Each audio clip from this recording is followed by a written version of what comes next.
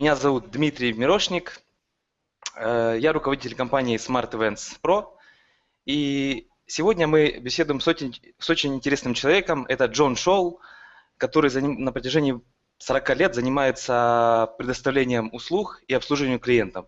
Это самый лучший специалист в этой области, и спасибо за то, что он согласился любезно пообщаться с нами и ответить на мои вопросы.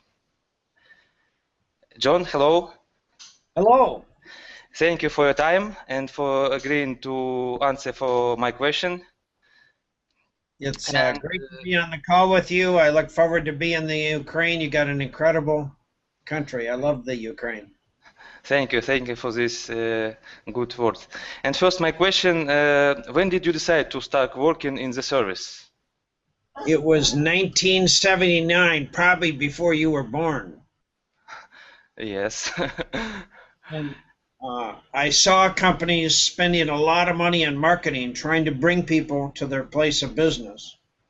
And then as the customer walked through the door, what I saw are people hitting them on the head with a baseball bat to make sure they didn't come back. And my concept, this is 1979, was that if you loved the customer, you gave them great service, you made them feel special and important, they'd give you a lot of money. And so I decided to write a program on customer service, and it was released in January of 1980 called Feelings. And Nice. Millions of people in every corner of the world have now gone through Feelings. And the principles that we did in January of 1980 are the same today that they were in 1980. I see. And how did you detect the problem in this field? Why service? Why nothing else? Well, I tend to focus on fundamentals. I'm not real smart. I just kind of have common sense. And, you know, all my research shows that when you provide incredible service, people give you a lot of money. I see. Companies, there's several ways to increase your business. You can go to your local bank, and I'm sure in the Ukraine right now, their banks love to borrow companies' money. And if you want to spend several $1 million with capital renovations and big projects, you don't need what I'm doing. Just go to your local bank and they'll love you. The second method is you can go to your local TV station and radio station and newspaper, and you can spend, you know, $10,000, $20,000 a month on advertising, and they would love you. Okay, and that's another way to increase your business.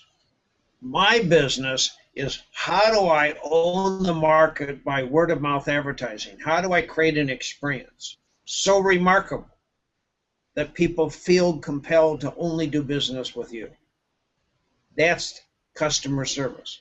And the important thing to remember is you're never going to get into the Olympics with good service. If you want to own the customer, if you want sales to skyrocket, then you got to have awesome service. You got to provide incredible customer service. I think it's very necessary nowadays in Ukraine because service in different all spheres, I think, in our business, it's very, very, very bad. It's and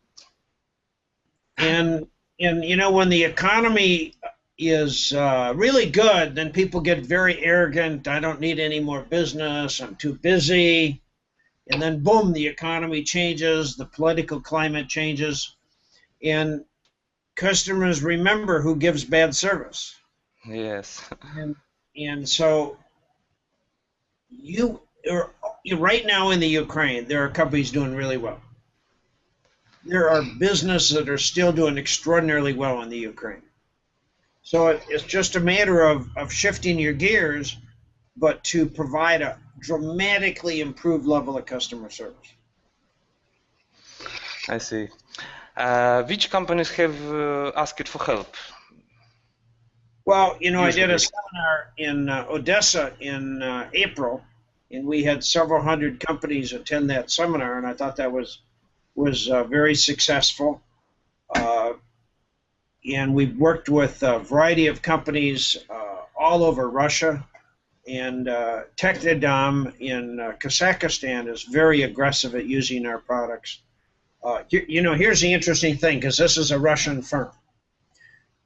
And I call it Russian, even though it's in the CIS countries, you know. You know, now it's a little bit different. But, you know, their goal is to own and dominate the market. That's their objective, okay? They're using our products, our technology, our service culture plan to be the lethal weapon that goes underneath the radar that's going to wipe out their competition.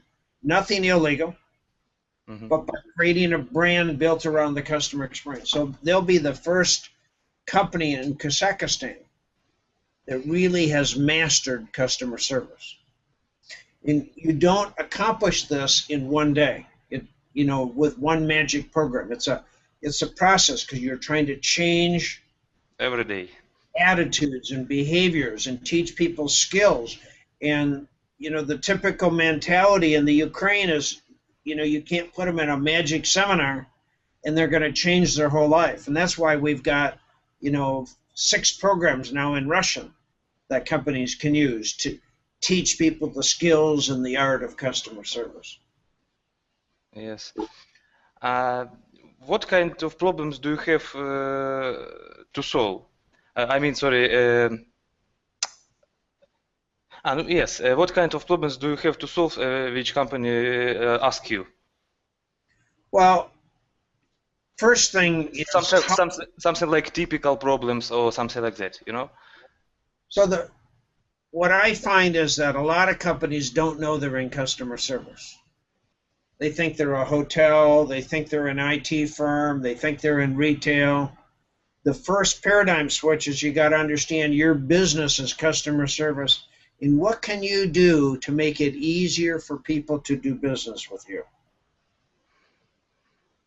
And most of us are thinking, you know, these guys are all crooks, they're dishonest, they're going to take advantage of me. So we create policies and rules to make life miserable for our customers. And that's fine when the economy is soaring and you don't need any more business. But maybe the economy in Ukraine is a little rough. And now what are you going to do to become the easiest firm in the Ukraine for somebody to do business with?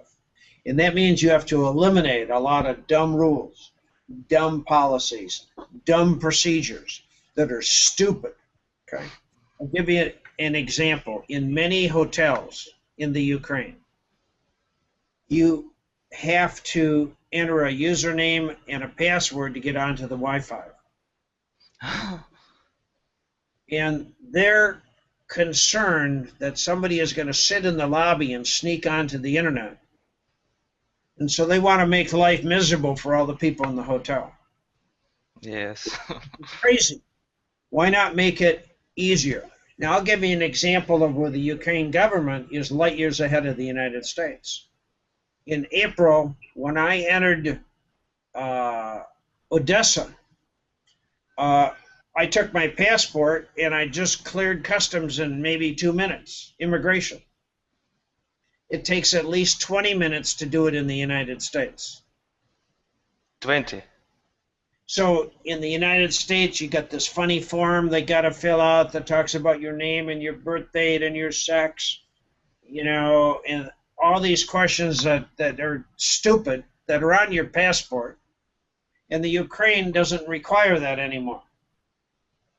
So what happens in the Ukraine is that you have incredible speed. You reduce the costs of labor because you don't have to have as many people. You can process people through immigration much faster. So what I'm communicating is to businesses. What are the things that you can change to make it 10 times easier, 10 times faster for your customers to be able to do business with you? Yes. You know, that's part of the customer experience. There's, you know, 4 or 5 things I talk about. One is you got to have speed. Yeah. And the mindset of most individuals and companies is slow. Well, people like speed. Number 2 is it goes back to, you know, what's your technology? What are you using to make it easier for people to do business? Can I can I reach your business 24 hours a day, 7 days a week? Is a live person going to answer the phone if I call your company at 2 o'clock in the morning? And every business that has over 100 people should have a call center type of environment that's open 24 hours a day, 7 days a week. See, one of the problems in the Ukraine is there's a perception that adding more people improves your customer service. That's stupid. So many companies in the Ukraine have maybe 25% more employees than they need. And they just add employees as an ornament, like on a Christmas tree. They think it's cool. But it adds to your overhead. It increases your cost of operation. And it has no value because so many of the employees are underperforming and dead. Many of the security guards in the Ukraine are worthless. I heard a rumor, and I'm sure it's false, but that there's a robot factory in Kiev for robots, for security guards. And you know, a security guard just looks like this. Yeah. So price is very important. Part of what I teach in the customer experience, price is important. How do you eliminate costs? How do you pass the savings on to your customer? So if you have 25% more employees than you need, if you have underperforming employees, you're killing yourself. Your cost of operation is high. You'll never compete in the United States because in the U.S. price is very, very important, maybe far more important than the Ukraine. And in this market, there's so many alternatives and ways you can buy products and services. So when you're fat and happy, when you got a lot of overhead, you're going to get, somebody's going to come around and bite off your butt and take your customers. So here's the interesting thing in the United States. Walmart, which is the largest retailer in the world, Walmart. more afraid of Amazon than any other company. Best Buy, the largest electronic retailer in the world, is more afraid of Amazon than anybody else. Amazon probably does more business in the Ukraine than almost any other business. Because people in the Ukraine are loyal to price, speed, quality, and service. They don't care where the product is made. Yeah. They're not willing to pay a premium just because the firm's from the Ukraine and then get bad service.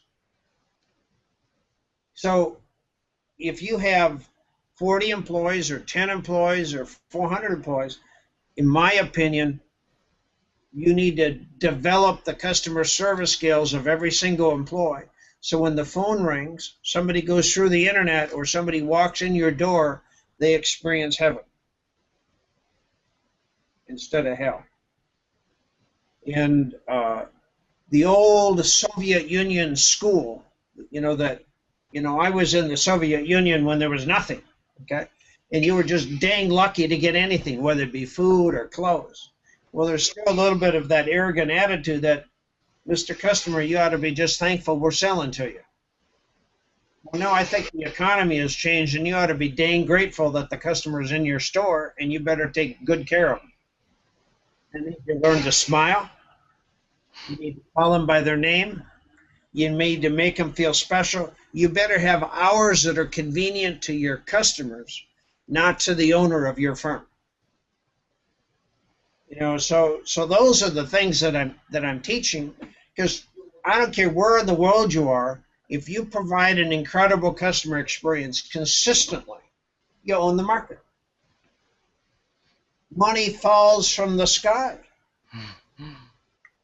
And that's really what we need in the Ukraine right now. We need to help companies dramatically improve their business, help them increase their revenue, help them learn how to dominate the market, how to survive right now in the year 2014. That's what I want to help them do. Yes. Is there any universal way to detect the problem in ourselves in such company? Well, the two principles is, number one, you got to understand that employees are valuable. And most of us, we look at employees and we say they're just a bunch of dumb people. We don't pay them a lot of money, so why would I invest good money in them? So you gotta first value people. I mean, and if you value them, then you're going to be willing to educate them, develop them, and build them. The second thing is you got to value customers. And sometimes the greatest offender of customer service are small businesses, which is mind-boggling to say that. I'll give you an example. I was this last week, I went boating on Lake Minnetonka here in the Twin Cities. And as we went by this one restaurant, sports area, there must have been 1,000 people there. All the boat slips were busy. There were people everywhere. Okay? And the friend of mine that we were with, he wanted to go to this one restaurant on the lake that had, he said, the best hamburgers. In the U.S., we eat a lot of hamburgers. So we went there, and there's maybe 14 people. There's 6 of us. And I asked the waitress to split the check. You know, so I'd have my own bill for the guests that I had with me. And she said, look at the menu. It says we don't split bills here. We don't split the checks. And she did it with an arrogance and an attitude that says, if you don't like it, tough luck. Well, you know, I'm thinking, you got a place that's a mile away that has 1,000 people, and you got 14 people. Because you got dumb rules, dumb policies, stupid procedures, and then they charged for one hamburger $14.50 US. The most expensive hamburger I've ever had, and there were no French fries. In America, we love French fries. That's why we're all fat. You know, the benefit of the Ukraine is you got more beautiful women in the Ukraine than we have in all of America. You men are very lucky. But I mean, here's a small business. The owner, I'm sure, is very happy with no customers. I mean, he's stupid. And the employees don't know they're in customer service. And I would never go back. I thought the prices were way too high. I thought the service was weak. And I didn't really particularly appreciate the fact that we had to just take the total bill, divide it up when I wanted to pay for my guest and myself separately. And it was her arrogance. So it's a real simple little thing. And so we have to understand that we're in customer service. So owners, managers got to understand this, and it's the arrogance. And maybe now there's a wake-up call because the economy in the Ukraine is a little rough, that maybe some of these guys are going to wake up and say, hey, maybe we should do something differently.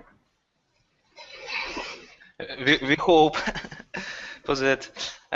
If company found the problem of their service, how the company start improving and from point, the first step?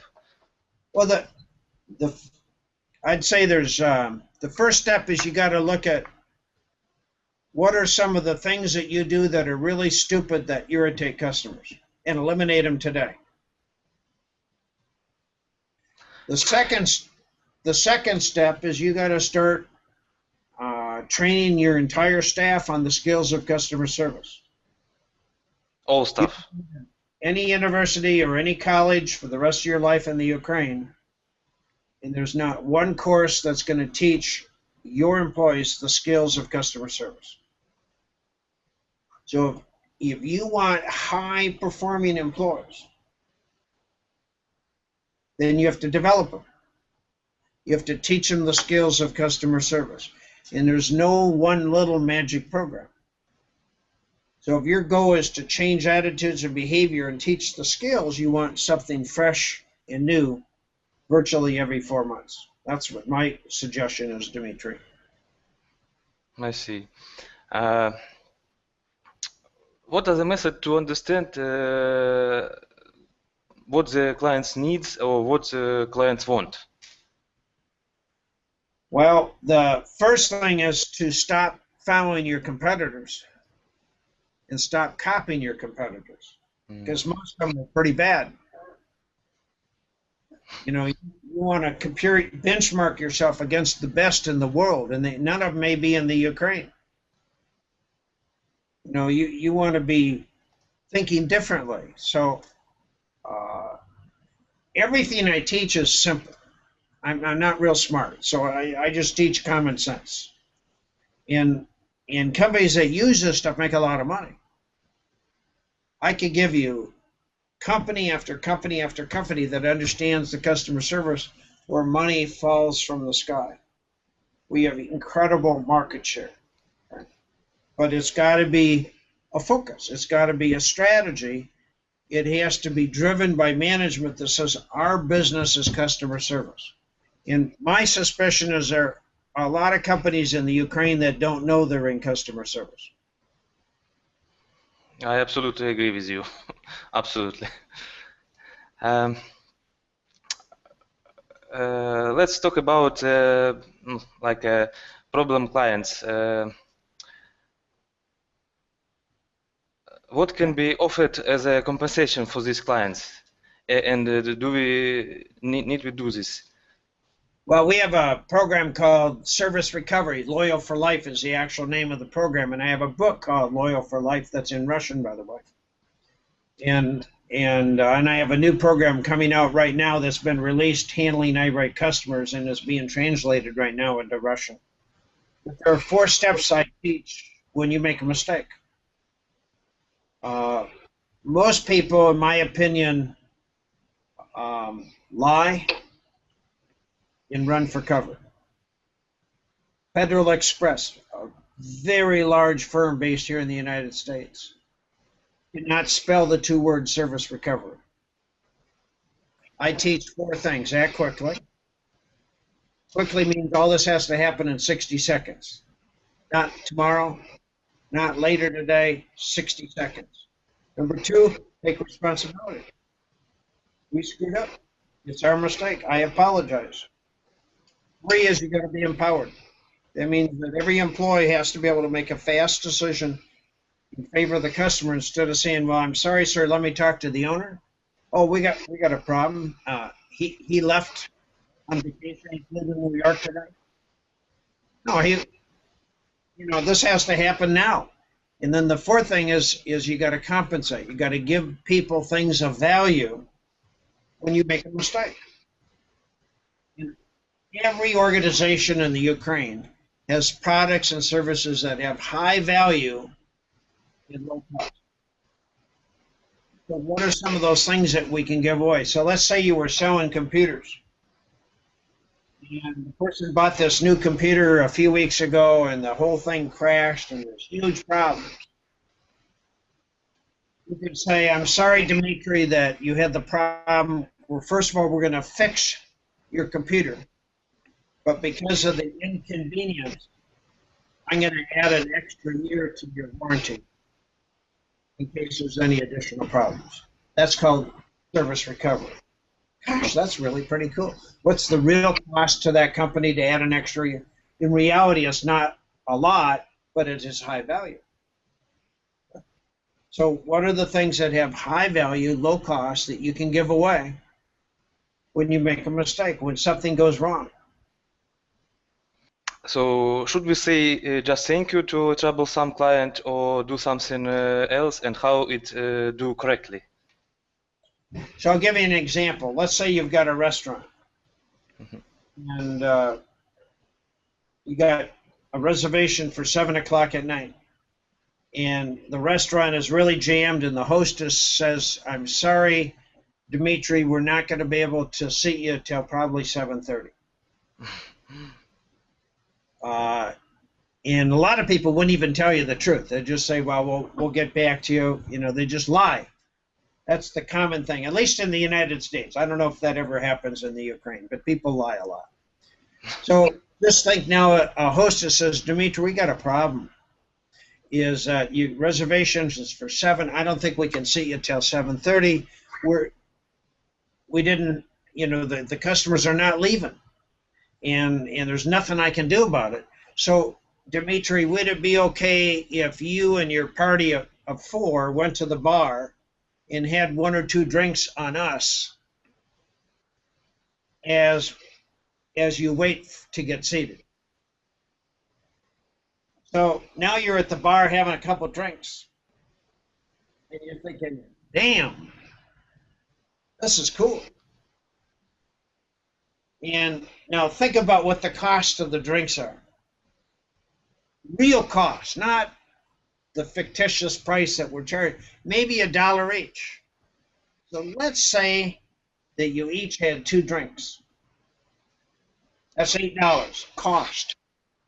And during that 30 minutes while you're waiting to get seated, you're thinking, dang, this is a great restaurant.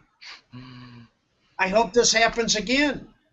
And you're probably on the phone, you know, sending a text message, you know, and you're sending some emails out. You're going to your Facebook page and or WhatsApp, and you're putting that stuff down.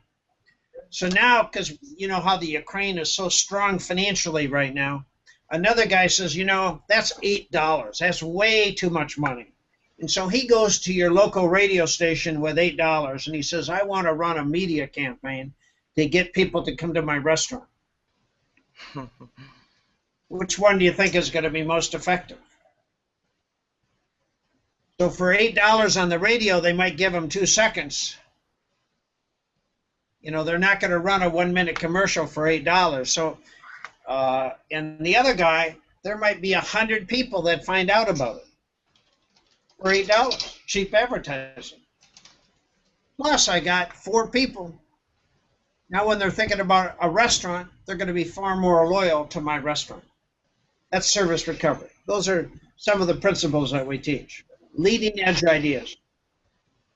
Very interesting, and some things that you have told now, it's from different reality about Ukraine, and we can only dream about it in our service, you know.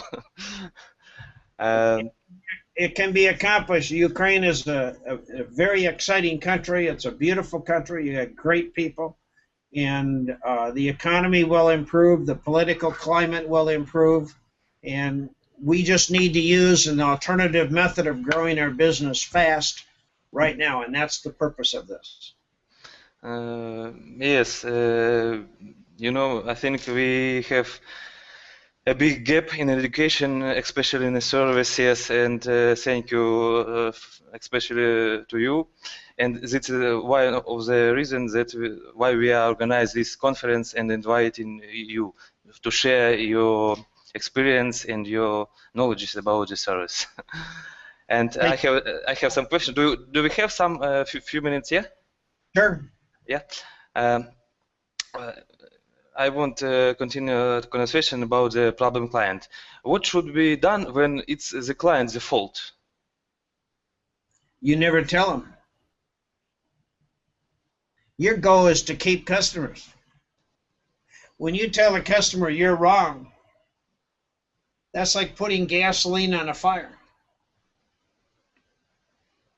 Very explosive. You know, you want to take responsibility. Your goal is to have a customer think you're the greatest company in the world. You would never tell a customer they're wrong. I see. So we have to take responsibility and apologize if it's the client's fault, yeah? Yeah, I mean, what's the benefit of telling the customer they're wrong? There's no upside for you. Yeah. Other than your ego. Your goal should be to make money. Okay, You know, I see. keep in mind the customer's perceptions could be that you're the one responsible when he in fact made the mistake, but your goal is to keep the customer. You want to be different. You don't want to be like the other companies that are going broke in the Ukraine. You want to be the best. John, what can help a good service, and what is worth paying attention?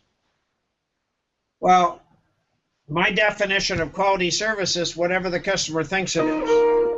So what happens is everybody's got different perceptions. You have to exceed the customer's expectations. And right now, some of us have an attitude that just be dang grateful I'm giving you my product or service. You ought to be thankful my store is open, that I'm able to help you. You know, here's just another interesting thing of when I talk about exceeding customers' expectations. If your business opens at 9 o'clock and it closes, let's say, at 6, what time do you really open? And what time do you really close? Now, most companies that open, let's say, at 9, doesn't matter the hour, but let's just pick out 9. I'll bet you the employees are in there looking at their watch and making sure they don't even open 5 seconds early.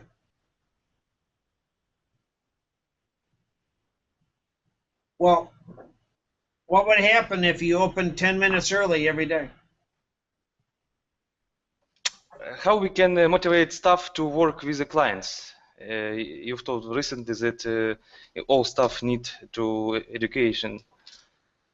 Well, the material you use with employees to motivate them to take care of the customers, there are 5 key design characteristics. Number 1 is the material better be fun and exciting. If you use dry, dull material, you'll put people to sleep. Second thing is you want to hammer at basics and fundamentals. It takes 3 seconds for a customer to know they're getting the shaft. It doesn't take a minute. They can read the body language, they can hear the tone of voice, they can hear the words. Your customers can tell in seconds. So you got to teach employees the skills of customer service so that when the customer walks through the door instantly, they know that they're loved. And the first thing, by the way, which is not complicated, is we need to teach people how to smile. And, you know, I had heard a rumor that there's a law in the Ukraine that you cannot smile.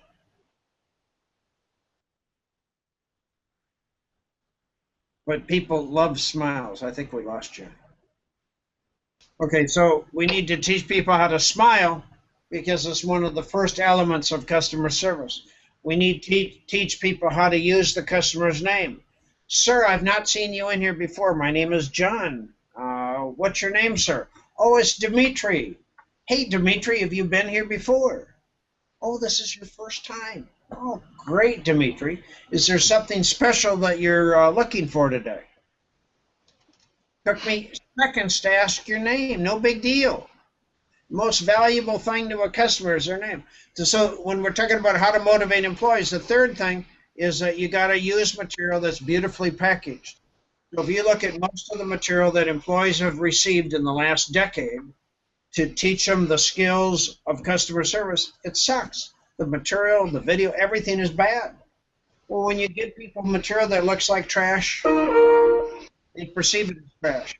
And the fourth thing is that you got to make sure that you're using experiential learning. That means 80% of the time is group discussion, group interaction. What you don't want is somebody sitting there doing a lecture. You want to change attitudes and behavior. So you want people arguing and fighting and debating and saying this is stupid and it'll never work. You don't want people sitting there saying, yeah. And then the fifth element is that you want to help people feel good about themselves. You want to build people from within. Most employees are hurting inside. They got problems with their girlfriends. They got problems with their boyfriends. They got problems with their spouse. They got problems paying bills. They have problems with transportation. There's all sorts of things that screw up the employee's life during the day. And little things throw a lot of people into orbit. So we got to help build people from within, build their self-image, build their self-worth, make them feel valuable, make them fall in love with themselves. Those are the 5 skills that I think are critical if you want employees to be motivated. Few minutes ago, we've talked about compensation to a problem client, and how can complaints of unhappy clients be paid off? Well, we have a brand new program we released called Handling Irate Customers. And most people don't know how to handle a difficult customer. And they run for cover, they lie, they get very defensive. I was at a drugstore, maybe 2 weeks ago, and the pharmacist was so stupid. I mean, I had to call the person I was getting the prescription for twice.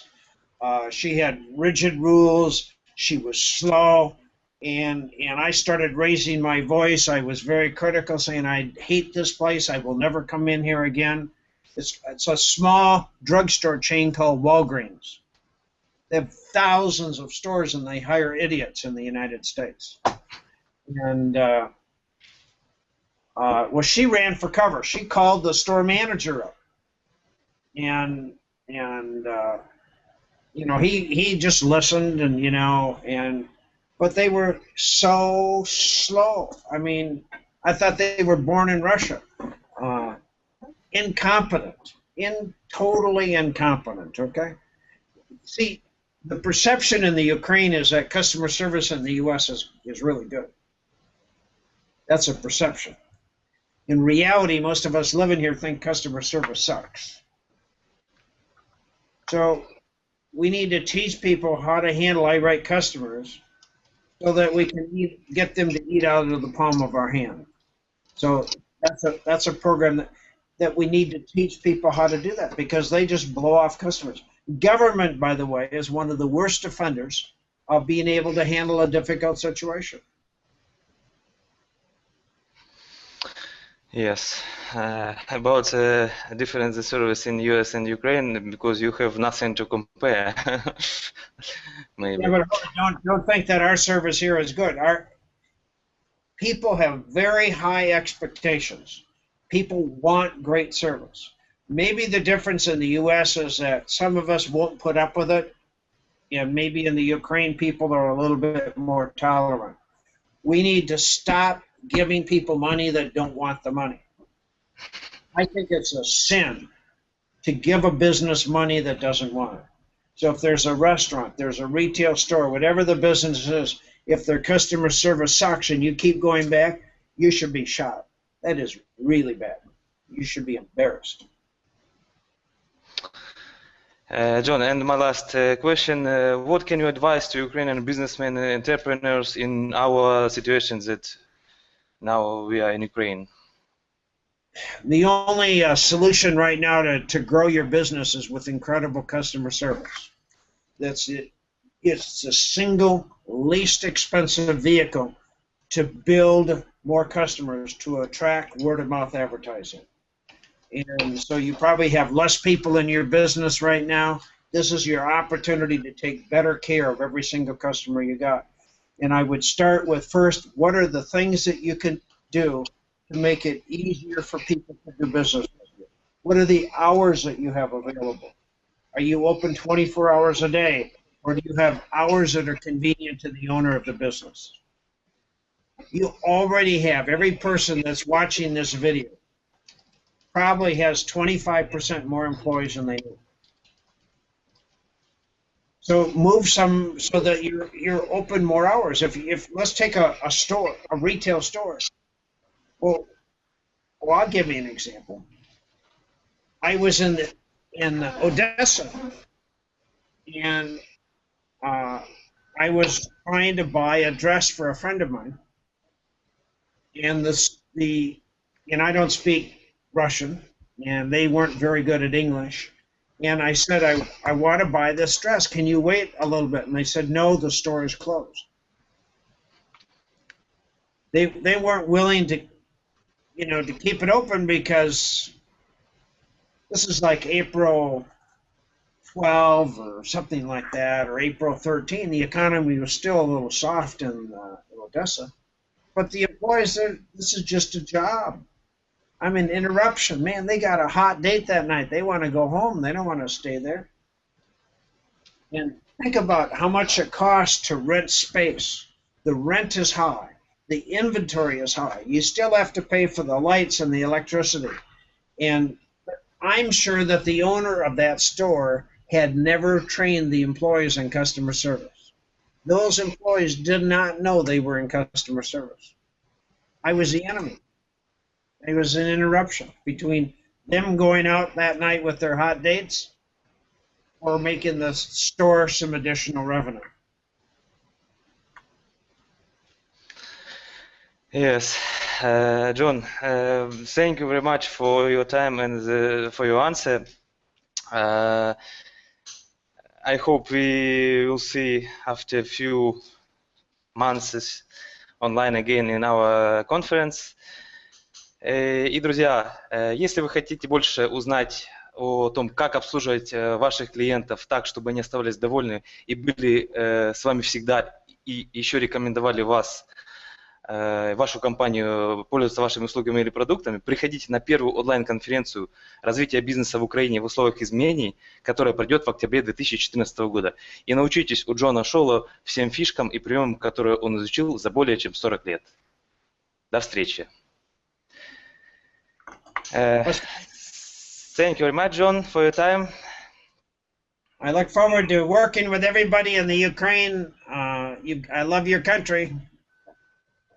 Yeah, thank you for these good words, and I hope after when in our country sometime will come down, I invite you for a seminar in Kiev, a real seminar with, and we organize this, and I will be very happy to see you here and meet you personally. I look forward to it. I want to help everybody in the Ukraine make more money. Yes. Thank you and have a good day and work week. Okay, thank you. Спасибо. Bye bye. Bye.